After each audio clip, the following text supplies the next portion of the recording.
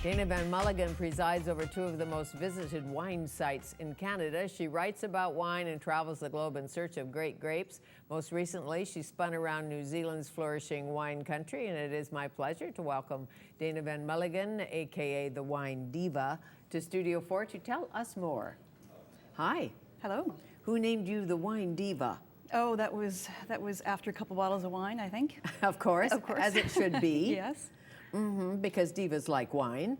Well, yeah, and I needed something catchy, something that people would remember. As you know, my name's not easy to spell and probably to remember, so Wine Diva just made sense. Exactly, because for people who don't know, it's D-A-E-N-N-A. So people call you Dinah and Dana and all of that. Exactly. And sometimes Diana. get it right. Yeah. Diana, Deanna. Where did you train, sommelier-wise? I was living in Toronto.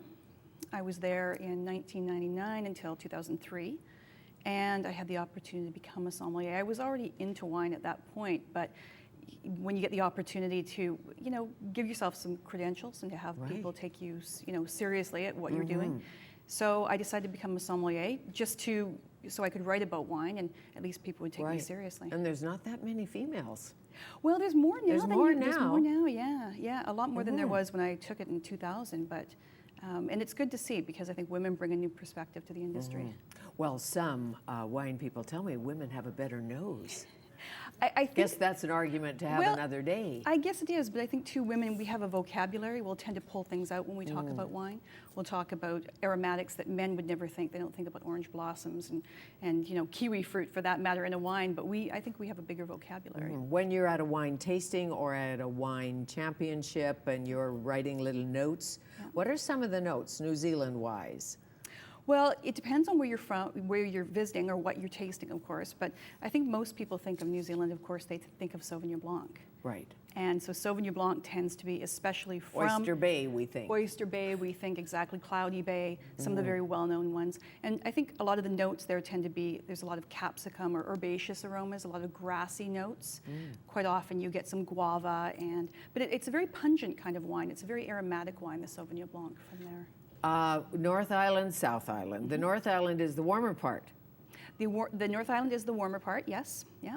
And of course, the North Island, it's well kind of separated. So the North Island, you get the warmer, bigger, fuller bodied wines that come from warmer regions like Hawke's Bay, Waiheke Island, which is just right outside of Auckland. Right. And in the South Island, you get Marlborough, which everybody knows, Marlborough Sauvignon Blanc. Yes. And that's the largest wine region in all of New Zealand. But you also have Central Otago, which is becoming very famous for Pinot Noir. Wow. Yeah. So red. Yes. A little red, because it's more known, I think, you tell me, New Zealand for whites. Would that be true or not? I think so, and I think that's part of the Sauvignon Blanc phenomenon. Because Marlborough does so well with it, and they have done so extremely well, even in the last probably 20 years. They've grown like no other region in the world. But we've got Syrah here. I brought some different reds just to show. And if you're looking at the North Island, there are certain areas where they do grow what we call the Bordeaux red varieties. So Merlot, Cabernet Sauvignon, Cabernet Franc, as well as now Syrah. So Pinot Noir, of course, as a lighter bodied red wine, you can grow in the South Island because you can get away with it easily. And what about the olive oil? Oh, olive oil. They have lovely olive trees. They do. There's olive oil everywhere. And I think North Island? North Island, yeah. I even had some in the South Island. It really depends on exactly where you are. And every wine region in the world tends to make good olive oil. And how are the wineries doing cork-wise, screw cap-wise? The trend is? Well, New Zealand is the trend maker there. Every single bottle here I'm showing you today has a screw cap, reds and whites. I would say they obviously have more screw cap wines in New Zealand than anywhere else. I'm sure it's close to 95%. So the wines aren't corked? No. That's for sure. But so if you can't tell if it's corked or not, how long would you the sommelier, keep a white wine open? Oh, open. Well, I think white wine, personally, I'll put it in the fridge, pour a glass out, put it in the fridge, leave it for 2, maybe 3 days. After that, if you've got the bottle in your fridge for 3 days already, I mean, come on. Not at our house. Not at my house either. No. But red wines, I think a little bit less. I would put them in the fridge as well. Open them Really? up, pour yourself a glass, but put them back in the fridge. It keeps them at a cooler temperature when you go to pour it. And I would say a couple days tops for reds. Because we think temperature red should be warmer, but you're saying when you're storing it overnight, put it in the fridge. Put it in the fridge. Not leave it on the counter. Yeah, and of course red wines, you want to have them a little bit cooler than you think that you should be pouring them. Okay. Yeah. Well said. Now, where should we start? I love some of these names. Well, you know, first of all, at the very end there, we have Gladstone Vineyard. Now, I was talking about Pinot Noir and Pinot Noir specifically in New Zealand, and there's two of them here I'm going to show you. Now, Gladstone is in the North Island. This is in near Wellington, which is the south part of the North Island, and it's called Wairarapa is the region. Easy for you to say. Wairarapa, yes. And they are doing amazing Pinot Noirs. Not a lot of people know about this region yet, but Gladstone is one of them. And then, of course, when you go to the South Island, of course, another region that's doing fantastic Pinot Noir is Central Otago. And Central Otago is the most southerly winemaking region in the world. Otago. Otago. Central Otago. And Yes. there's that bird, that beautiful bird. The pukeko. Pukeko, yes. Pukikos, the ones with the orange Yes. beaks. Did you see pukikos in any of these vineyards? I did. I saw quite a few of them, and they're funny birds because so many of the birds in New Zealand, they don't fly anymore. They've lost the ability. Really? They never had Well, to. They had no predators, so they run around on their So feet. they walk around with their orange beaks. They're Yeah. really beautiful birds. They are. Okay, so that is is it Waitiri? Waitiri Creek Waitiri in Central Creek. Otago. Beautiful label. Yeah. And Elephant Hill. Everybody has to go to Elephant Hill, don't they? Well, you know, if you do go to Hawke's Bay in New Zealand, you have to visit Elephant Hill. They have got a fantastic restaurant, and the whole food scene now in New Zealand is starting to develop. And it's, of course, a wine region, so you get winery restaurants, people get interested in wine and food. The combination of the two of them is fantastic.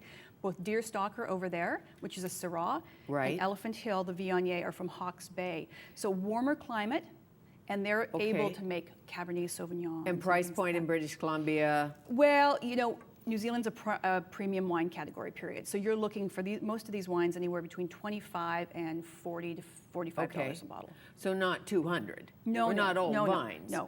No, not old vines, but you know they're making great strides. I mean, the wines coming out of New Zealand, I think, are second to almost nowhere in the Really? world. They're So sometimes fantastic. best kept secret. Yeah. You know, Yeah. one day maybe 200. Would you cellar any of these? Do you need to? I think I would. I mean, the Sacred Hill, the Deerstalker would be fantastic to cellar.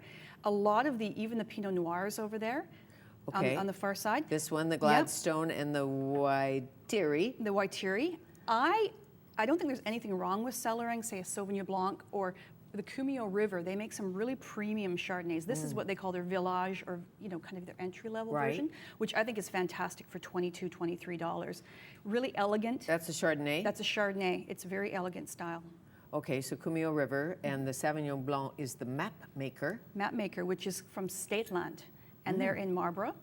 A fantastic little area right in the center of Marlborough called the Golden Mile or the Golden Triangle, which they call the best place to make Sauvignon Blanc. Really? That's what they say. And did we miss one? This one? Yes, Astrolabe. The tall Astrolabe. Yes, Astrolabe is fun. They are a great little couple that makes Pinot Gris, Sauvignon Blanc, everything pretty much, and they're in Marlborough as well. But just to show you some of the different things they're doing besides Sauvignon Blanc in New Zealand, like the Pinot Gris, like the Viognier, like the Syrah.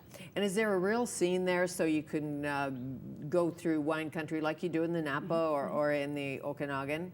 It's getting better. Dine, eat, or is it still a little more basic? It's a work in progress. I mean, their tourism industry for wine is almost younger than ours in British Columbia. So they're working on it, and they're doing a very good job. Okay, and most of the winemakers, would they be from New Zealand? Do they bring them in from France or California, all over the world? There are a lot of Kiwis that make wine in New Zealand. There's a lot of Australians that come over to New Zealand to make wine because they like the terroir there. They like the climate and the style of wine. Sure, and the competition is steep, I bet. Well, thinking about Australians and New Zealanders. well, and of course, I love New Zealand or Australian wine as well. So. Of course, Yeah, of course we do. Yeah. But the food scene, it's you know, grass-fed beef, I'm thinking. Free range everywhere. Free range everywhere. It's beautiful. Not only their sheep, cattle, they have a lot of venison, which they have free range, and they're all on farms. It's fantastic to see it everywhere. Sounds like you go back in a nano. I would, and you know what? The thing is, it's a direct flight from Vancouver to Auckland on Air New Zealand. They go it's 13 and a half hours, and you're in Sydney. It's fantastic. From Vancouver to? Direct to Auckland. To Auckland, New Zealand. Yeah. Not to Sydney, Australia. Nope. No hop, just boom, direct. Just go on to Air New Zealand, and you know what? The best thing about that is you also get to drink all the New Zealand wines when you're flying over there. How great. And are these all available in British Columbia? They are all, if they're not here yet, they are on their way. They're coming. Yes. And do you have a fave? I shouldn't even ask you that as a sommelier. Say you're having a big steak on Friday night. Well, you know, I think Food wine pairing. Well, with Maybe a you wanna burger have for a big, hockey. You want to have big reds when it comes to meat because you want to have some tannin in that wine.